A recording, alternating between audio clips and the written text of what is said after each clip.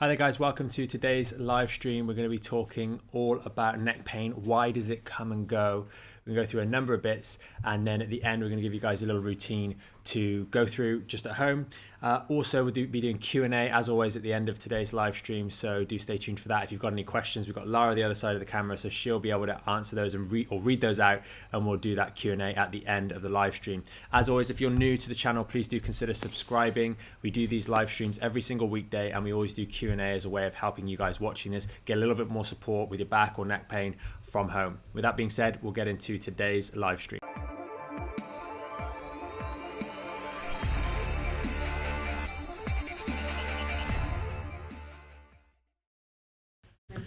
Okay, so why my neck pain keeps coming back and what am I going to do about it? We've got a little sort of few points that we're going to go through in today's live. And first of all, I'll just sort of give you guys an overview. We're going to look internally, and that's really the first point to actually figuring out what we can do to sort of stop it coming back. We need to actually have a look inside and what are we doing on a daily basis. Recognizing that the human body is built really well. We've got 3 evaluation points for you guys to sort of have that reflection process, as well as 3 proactive ways of then moving forwards from there. And then we've got that little exercise routine. I've got some things on the chair behind me that I'll be able to go through with you guys in the end. And also, if you're a premium member, we're going to shoot another video a little bit more in depth on this little exercise routine later today in the clinic. So we'll post that in the private Facebook group later, so do keep your eye out for that as well. And then obviously our Q&A at the end of today. So on the board behind me, the first point I wanted to sort of get you guys to look at was looking internally. How are we using our body on a daily basis? And this process of neck pain, getting this neck pain, is it something that really started for no reason, or is it from a trauma, whiplash, car accident, falling off a ladder or something like that? Is that what kicked it off? Now, just to give you guys an insight from what we see in the clinic, and maybe this resonates with you, it's something that you can experience, the overwhelming majority of people, really it's built on for no real reason. It might be that when they were at school or university they got a little bit of stiffness and tension but kind of carried on anyway, and it's just built up over the years and become a little bit more severe. This may have progressed on later on and we've got disc injuries or facet injuries or some degree of wear and tear in the neck, but it's generally built up for quite often no real reason at all. Now there are a group of patients, yes, that have a severe accident, a car accident, etc., and that has been why they've presented in the clinic in the first instance. Maybe they had a car accident 6 weeks ago, 12 weeks ago, they've been through the necessary checks in hospital and then in the clinic with neck trouble, but that's not really neck pain coming and going, so we won't really get too much into that side of things for today's live. That being said, that same person may come and see us 6 months, 8 months, a year or 2 years later with that recurrent neck pain coming and going, and maybe not attribute the fact that they had that trauma and then didn't go through the normal healing process, and that's why it's coming and going. So if either of those are you don't really know why it's there in the first place, or maybe you had an accident a number of years ago or many months ago and it's not quite been the same, this video really will sort of help you guys evaluate what's going on inside your body so you can move forwards a bit more effectively and better understand these things. And much like with the back pain advice that we give you guys in the Back in Shape, the similar, very similar principles are applicable to the neck as well, and people tend to make the same sort of mistakes. So I'll tie in some of those mistakes as we go along with the lower back as well, because it's applicable to both. So I wanted to cover the normal structure of our spine. Now, the skeleton here gives you quite a poor sort of visualization of just how well it is built, but it's not like you got a bunch of guys down the pub drinking one Friday night and they decided to create the human body like a badly constructed building. This thing's been evolving as the primary mechanism for supporting getting the important contents, our organs, etc., around the world on a daily basis, and therefore it is constructed very well. It's got lots of support mechanisms, the structure and the way in which it's just got these 3 curves through the main part of the spine. Yes, we've got a 4th one in the sacrum, but we won't count that one. But the 3 curves in the mobile part of the spine work really well as an anchor for muscle points, as a supporting structure through the ligament balance or imbalance that's there to help this spine function and load bear very well and support what is about the weight of a bowling ball on the top of a very small skeletal structure. So the body is constructed very well, and people can go through some horrific things, and some of you guys unfortunately may have experienced this yourself or know someone who has been through rather extraordinary traumas, and actually they recover really, really well from it. So but one thing the body can't respond very well to is sustained assault, that continued on and off, day in, day out assault in sort of a low grade way. And we see this maybe if you look at erosion on the rocks. It's water that's hitting those stones for extended periods of time over thousands of years that literally causes the stone to melt away, and then we get those sort of rivers forming, etc. So bear in mind that smaller sustained traumas, sustained insults can really have an impact when they build up, but know that we are built very, very well. So that kind of leads me into these 3 points down here. I've put them in red because they are the real evaluation points that we want to have.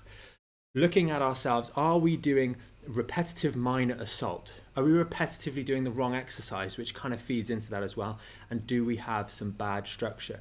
Now, the repetitive minor assault is taking the time to look at your daily activities and say, am I sat in bed on the smartphone like that for hours on end every night, stressing all these structures, undoing all of that good alignment that's come through here? Now, in the premium Facebook group, we posted a video that's on our YouTube channel. You guys can see this, anyone can, about the alignment changing work that we do in the clinic, whereby for just 20 minutes a day for a period of 3 to 4 months, you can make a change in the lower back and the neck by around about 25% of the alignment. And the reason we posted that video is because it illustrates what just a little bit of repetitive work can do to the skeletal structure and the way in which we weight bear. So if we're doing these wrong things on a day in, day out basis, it has the same effect and can really start to build up with this repetitive minor assault to those structures, repetitively stretching and stressing all of the ligaments that run down the back here. And some of you guys will see in the live streams, we've occasionally drawn out the actual ligament structure so you guys get an appreciation. But there are tons of ligaments that run down here and disproportionately support this natural normal lordosis compared to the alignment on the front. And when we're constantly doing that, we're really degrading the integrity of this supporting structure down here. So that all that time, maybe it's reading in bed, before bed, and you sit in that sort of semi-recumbent position with 3 or 4 pillows propping your neck up. Or maybe you're on the smartphone too much on a daily basis. Or maybe you're in front of the computer and you don't set it up quite right, and we're in that sort of position, or a rounded back like that. All these sorts of things are repetitively assaulting those structures. And I can see Lara rubbing her neck now as I'm talking about this behind the camera.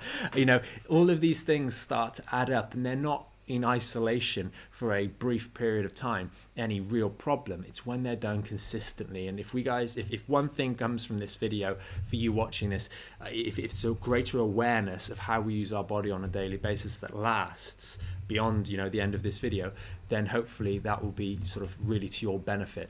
So the next one is the repetitive wrong exercises. So we've discussed this, in very, very similar to lower back issues, and this particularly is with reference to any sort of disc related problems, so any disc injuries in the neck or any trapped nerves as a result of those disc injuries.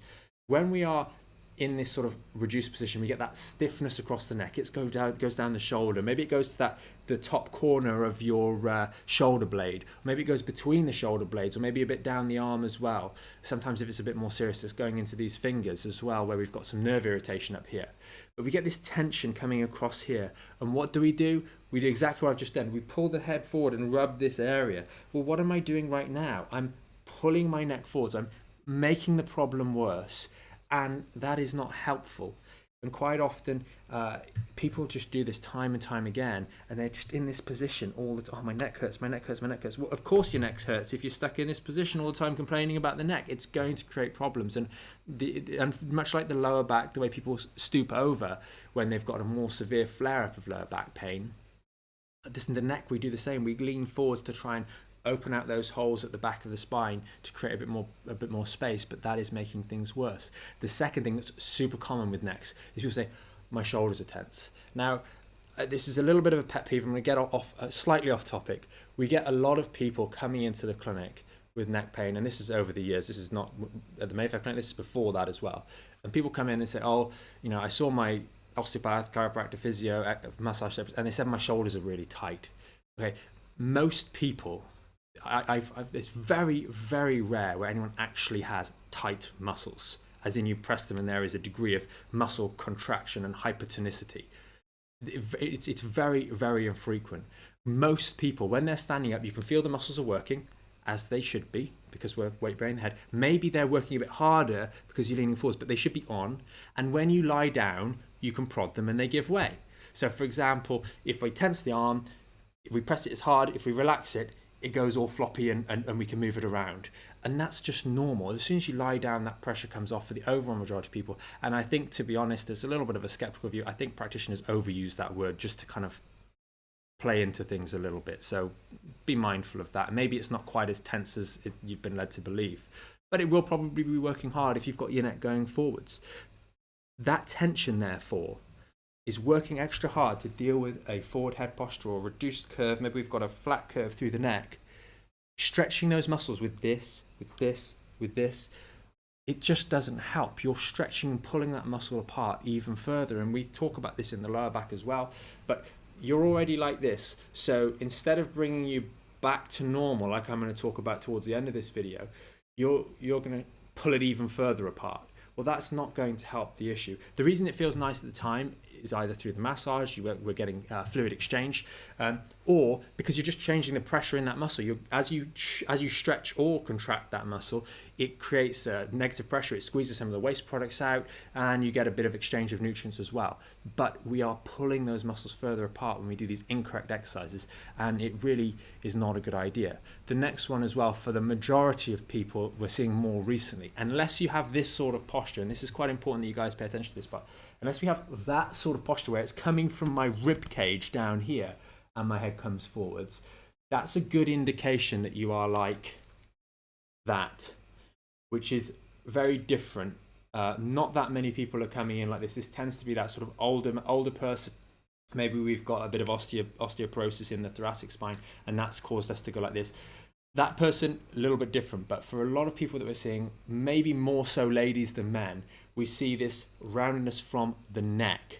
And therefore, if we're doing one of the common exercises that you guys will see, or chin tucks, where we pull the chin back, as we're doing that, you can even see it rounds the neck here and it flattens the neck. So we don't want to be doing these again, because they are moving our spine to a worse position rather than a better position. Although you are offsetting the fact that the head was going forwards, and by pulling the head back it is vertically in line, but now the spine is straight and it has absolutely no shock absorption. So we want to bear that bit in mind as well. And then finally, the structure, which I've kind of started to cover. We want to understand our structure, and obviously many of you guys who are who are just trying to deal with this stuff from home, you can't necessarily get a full understanding of what your spine is doing, but using x-rays, standing up under load, you can start to get an appreciation for what that curve is doing. And if you've had any sort of trauma, there's a chance it could have been affected. But as I've discussed, if we've been repetitively using our body in an inappropriate way, that repetitive assault over the years, our neck curves could have reduced, and that will have implications, which is visible on an x-ray very, very clearly. There will be that tendency to go for an MRI and that sort of thing, and that's fine, but on the MRI you're lying down. And depending on how this bit sticks out or not will dictate how your neck lies when you lie down. So if you've got a flat bit at the back of your head, I've got a bit of a thing here, so that means that when I lie on my back, it's going to flatten my neck a little bit. But other people that have a flat back of their head, the cranium is a little bit flatter, they may maintain a little bit of the curve when you lie flat. But the MRI, fundamentally, lying down, it's not going to give you that evaluation point that you want from a point of view of better understanding your structure. So that's really the three main evaluation points that I've kind of rambled on a bit about. But if you've got any questions on those, please do post those in the comments, and then we'll have a discussion about those later, because we do these live streams to try and help you guys understand, and hopefully me talking about this stuff gives you guys a little bit of thought for some questions, maybe for us, maybe for your specialist when you're going to see them at your next appointment. You guys need to feel comfortable being able to ask questions, sometimes difficult questions, of your surgeon, your XYZ. And one thing we do see in clinic is we have people that they've been to see their neurosurgeon or whoever, or their orthopedic surgeon or whichever it is, and they just don't feel comfortable asking these questions, and they leave and I say, why didn't you ask the question? And they just didn't feel comfortable. So we really want to stress that, and they would probably feel horrified if they knew that you didn't feel comfortable asking questions. But it's just part of the facade of being, that neurosurgeon specialist. It intimidates people to a certain degree. Then we've got the recommendations at the end. We want you to really look at 1 to 3, the points 1 to 3 that I've spoken about. evaluate those points. Have a look if you're doing exercises that I've mentioned or things that I've mentioned in earlier on in this video. Are you doing some things? Are we in bed? Are we using too much time on the smartphone? Are the kids on the tablets too much at a point where they're maybe ages 5 to 15 and they're developing these normal curves, or not because they're using the tablets too much or the smartphones and etc. Be mindful of those things. And then look, don't ignore tension. This is a really important one. Most neck pain will begin as tension and stiffness across the shoulders. And people come in, and we had a patient the other day who was very, very adamant that he had a muscle problem in his shoulders. And it's a case of you don't get muscle problems in the shoulders. You're a guy that's been in the gym doing gym work for a long period of time. Then you're not doing gym because of lockdown, like many of us. And you're saying that your muscles got overstressed from not doing anything. You overstress a muscle to injure it from excessive physical demand, excessive physical work. You do not overstress a muscle in terms of the neck tension and that sort of thing from doing nothing all day. It's generally that you're overstressing the structure, and that structure is then telling those muscles to try and protect it. And we really want to look at the spine more than the muscle tension. Most of these problems will start as muscle tension, they're misdiagnosed as muscle tension, you treat it as muscle tension, and it doesn't get better because of the reasons that I've already mentioned. So bear that in mind, and again, think about that normal structure. Do we have normal structure? Is it possible for us to evaluate that? If not, what I'm going to discuss now with these sort of little exercise routine at home will help you anyway, because everything we do in the back in shape for the lower back and with what we're talking about in the neck and in the clinic is about, yes, we treat you guys with, it would be the laser, the IDD, the vibration, etc., to help with the healing, but we want to direct your body back towards a normal position because that is where it's going to function and flourish. So that's really, really important part. So back into the final part, I'm gonna just square up with you guys so you can see me better. Got the band here. Just so you guys know, we've got a couple of bands come back into the clinic. So double check with Lara if you need any bands. Band around the middle of the neck. Okay, so as we're coming down the back of the neck, if you follow your fingers down the back of the neck, you hit the bony bit at the top of the spine. We do not want to go lower than that. We want to be up nice and upright, and then we're just going to go from left, middle, and right. Do these movements very, very slowly. That is really, really important. And we should not be pulling around like that. And we're not doing any extreme movements with the neck. So as we go here, we've got the band, a little bit of tension forwards, and then all we do is we come to the side a little bit, and we go back that way, come to the middle, back that way, and then to the side, back that way. And as you go this way, you're going to feel a stretch on the opposite side. And as we go that way, you're going to feel a stretch on this side. And as we go back, you shouldn't feel too much of a stretch. You might feel a little bit. This is just to get that neck curve moving properly. What we're doing here is we've got the pivot, the band is here, and we're just gently getting these joints to look more like a C shape, which is important. You must do this very gently. Don't want any of you guys at home to be doing that sort of thing. You're going to hurt yourself. Please do not do that. That is very, very important. You should not do that at all. Gentle movement. You'll feel a stretch down the front. Now, some of you guys might have seen this stretch where we hold on the front here and do that. It's the same thing, but with this, we encourage normal movement of the spine. So you just go 1, 2, 3, 1, 2, 3, 5 times through or so, and then I've already rolled it up. We get our towel, and this is a big beach towel. I've folded it in half once, twice, and then we just roll that up. You roll it nice and tightly. You won't use the whole towel for this one. We roll it nice and tightly, and this is a question we get asked all the time: how big should the towel be? You can adjust it a little bit for you. Sometimes a stronger towel will probably be a little bit challenging to start with, but about that there will do the job. Maybe we've gone just over 1/3 down, and that goes in the neck, and we lie over that there, and that's going to support the natural cervical lordosis. You're going to lie there for 3 to 5 minutes, and then we're going to pop ourselves off slowly. When we're getting, and this is, I'm obviously led down right now, when we get off, we don't twist our neck or anything like that. We must keep our neck straight. If you're concerned about this one, then please do head over to the YouTube channel. If you're not on YouTube right now, we've got a video called the cervical disc stretch on our YouTube channel, which will show you how to do this a little bit more specifically. So check that one out. And then once we've done that, a little bit of ice on the neck here. And a nice one thing I always recommend, but never actually have it to hand, I have a towel now to hand, is we get our little ice pack. Pretend this is the ice pack here. It's frozen peas, whatever it is. Do not walk around the house like that. We already discussed that earlier. So what you do is you place the ice pack on the towel, put the towel around your neck, and hold it there. Now I can walk around the house with the ice pack on my neck. It's pressing on my neck. It's doing what it needs to do, and I'm relaxed in a good position. Please don't do that one. This works awesome, and all of you guys will have a towel, and all of you guys will have something frozen in the freezer. And if it's not, if you don't have a freezer, use something that's very cold. That'll do. But that's pretty much it. And we'll go on to Q&A, I think. I'll just switch the mic over and we can get started. Okay, brilliant. Alex, good to see you on. I was really worried that you couldn't find the live. We just had a little bit of technical difficulty this morning. Yeah.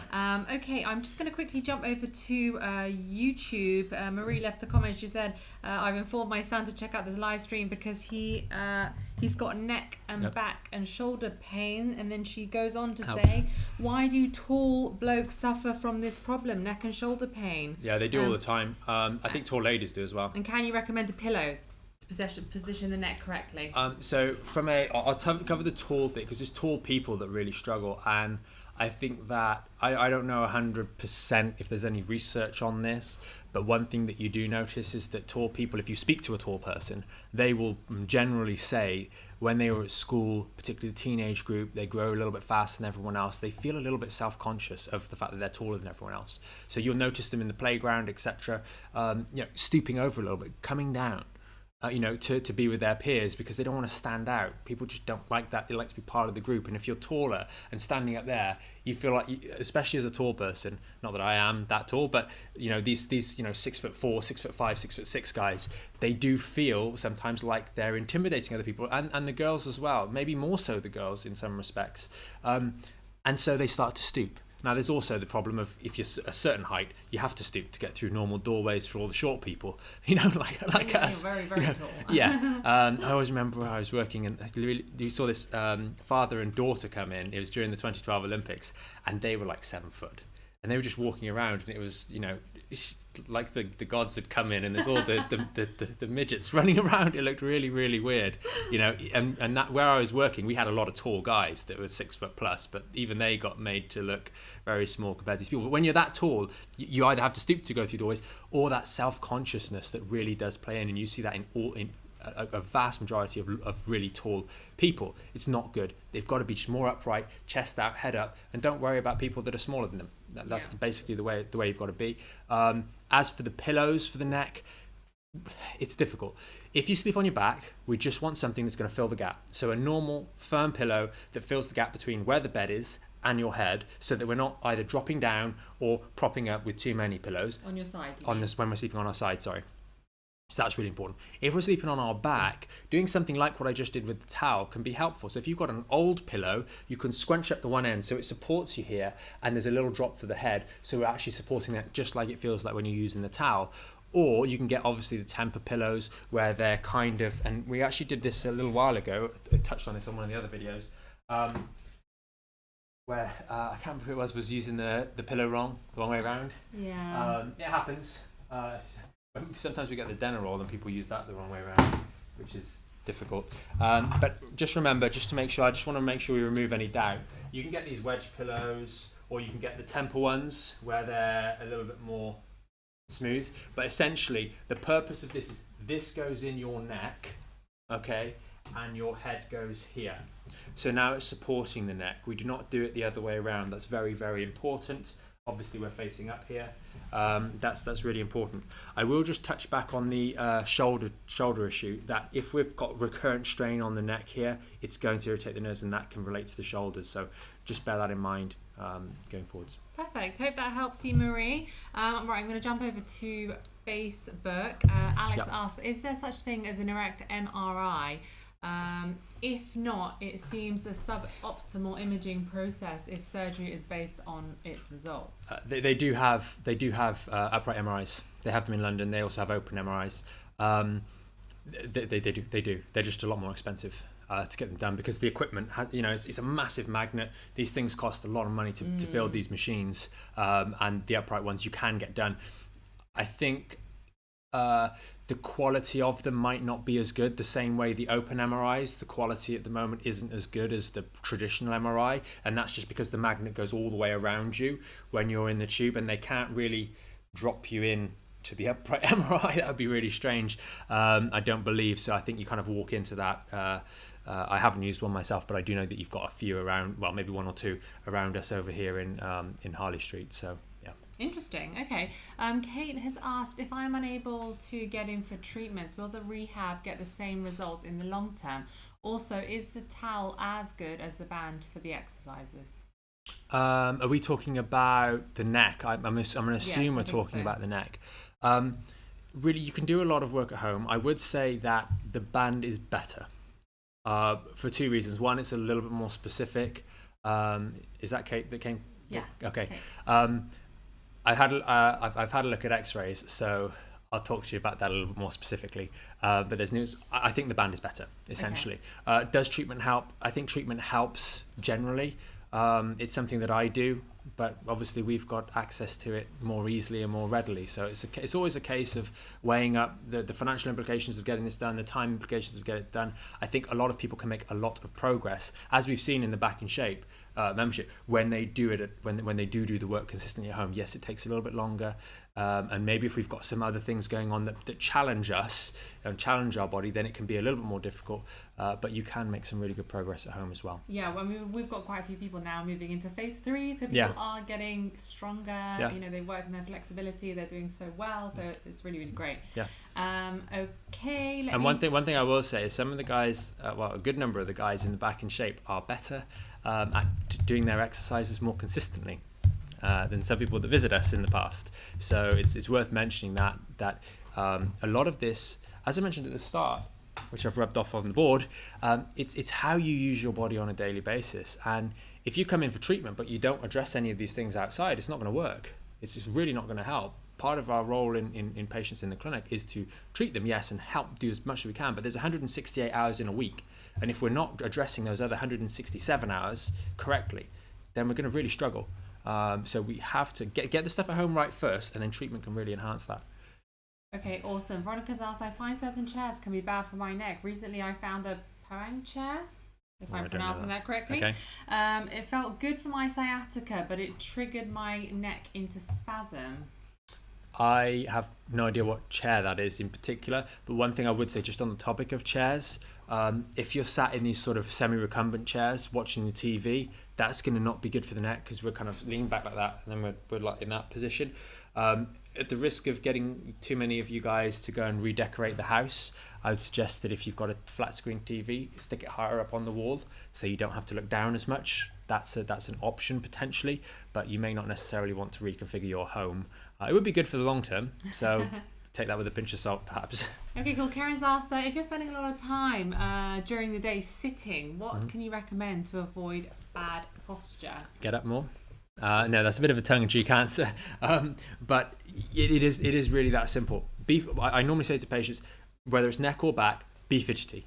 If you could be fidgety, if you can move around a lot more, that's going to be best. We are not designed to sit for long periods. It is a little bit frustrating when people come in and say, oh, well, I have to sit for work for 10 hours a day or 5 hours a day or 7 hours a day and it hurts my back or my neck. And it's like, well, yeah, of course, if I got you running for 10 to 5 hours a day, you'd probably struggle as well. So we have to be mindful. You probably struggle less with the 10 hours or 5 hours of running, to be honest, once you got used to it. But the problem is our body is not built to be still for extended periods. We are built to move around because that's the way we're built to function. We need to move our body around from A to B, and being sedentary for too long, your body is telling you, you shouldn't be doing this. You need to move. It's good for your circulation. It's good for your spine. It's good for a number of things. When we're moving around and we're engaging our core muscles, it's going to help you with gut motility, etc. So your body can digest effectively. It's changing the pressures and things inside our body, our organs, as we go through these movements. It's helping with lymphatic drainage. It's doing so many different things that go above and beyond the immediate pain that you might experience of sitting for too long. And your body is telling you, move more because it's good for everything, not just your back or spine or neck. I had a question on the phone the other day from a patient who said, a prospective patient who asked about clicking in the neck. So if his neck is clicking more now, does that mean that he's getting worse? If the pain is the same? Yeah, not necessarily. I wouldn't read into clicking too much, but to give you guys an understanding of why it is clicking, you'll notice when we've got a nice smooth position through here, you see these little facet joints. That's what's clicking. invariably. Sometimes it can be a little bit of tendons flicking over one another, but that's more common in like the shoulder, for example, or sometimes the hip. But if you look at these joints, as I do that, you see they move on one another, and it creates a little bit of what's called gapping in here. And that, if that's the status quo position, it's already partially gapped. Now, when we do, or increase the space, when we do a manipulation, so hands-on clicking the joints, and we don't really do that very much anymore in the clinic, but I used to do an awful lot of that. That was a primary treatment mechanism that I was using. As we do a manipulation, we gap this joint quickly and we decompress that joint. You take pressure off that joint, and what it does is it creates a negative space inside here, and that's what gets the pop. If you're walking around primed like that, ready to go, any little movement of your neck can create that little release. The release in itself is not a bad thing or a good thing. It's fine, it's okay, but it's indicating that there is a structural problem. If you're constantly getting that tension or that priming building up in the neck, it's generally a cue of either you're not using yourself properly, or there's some sort of alignment issue there that's meaning that you're not essentially standing up correctly. And what you should find is, as you go through a treatment process, etc., those sorts of things maybe in the short term might increase a little bit because you get a bit more mobility through the neck, and then in the long term it starts to dissipate and go away as things start to move back towards their normal position. Okay, brilliant. Okay, wonderful. I think that's it for today. No more questions on my end. Awesome. Okay, great. Well, thanks so much for joining us, guys. Hopefully you did find today's live stream helpful. If you are one of the premium members, do make sure you keep an eye out later today. We're going to just go back through that routine, give a little bit more information around it, so you guys can post, etc., in the Facebook group to make sure you can sort of get a really good understanding of how to help you, because I know there's a few of you guys in there that will benefit from this particular stretch. So we'll run through that. As always, thank you very much for joining us. If you know anyone else with neck pain or with back pain, then please do consider sharing the channel with them, sharing this video with them so they can benefit as well. And remember to subscribe to the channel and hit the notification bell so you don't miss when we go live. We go live every single weekday. Sometimes there's maybe a 15-minute difference in the time, but normally it's 8:45 in the morning. And we will see you guys tomorrow now with another live stream. Have a great day. Have a great day.